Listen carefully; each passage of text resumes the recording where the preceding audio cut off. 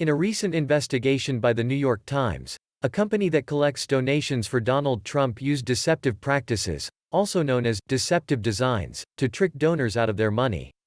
The company, WinRed, engaged in these deceptive practices, including repeated monthly and even weekly charges to the credit cards and bank accounts of donors intending to give one-time contributions.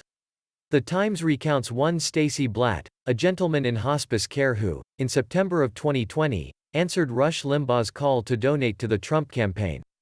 Limbaugh claimed Trump was desperately strapped for cash and needed help. Mr. Blatt was 63, battling cancer and living on less than $1,000 a month.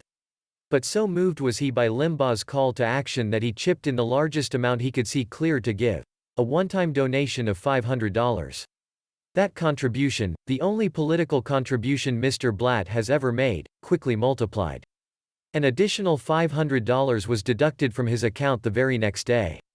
Then $500 was deducted every week until his bank account was empty and his utility and rent bounced. It was then that Mr. Blatt called his brother, Russell, for help. It felt like it was a scam, Russell said. And so it was. By the time WinRed had finished with Stacy Blatt, they had taken $3,000. The deception begins with WinRed itself. WinRed is the Republican equivalent of the Democrats' ActBlue. Both collect donation money for their respective parties. But that's where the similarities end. ActBlue is a strictly nonprofit organization. WinRed, on the other hand, keeps 30 cents of every donation, plus 3.8% of the total amount. They also use an old practice known as inertia sales, where they set up automatic payments as a default. The donor must voluntarily uncheck a box if they want to opt out of automatically repeating donations of the same amount. Those boxes used to be labeled with bold text. Later the bold text was removed, and bold text was used elsewhere to distract readers from noticing the boxes.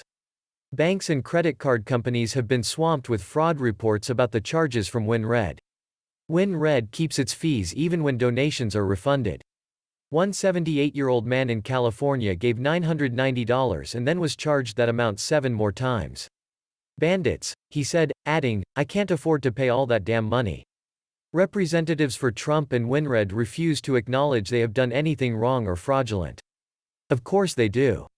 Does that really need to be said? Of course not. And, as ever, ladies and gentlemen, brothers and sisters, comrades and friends, stay safe.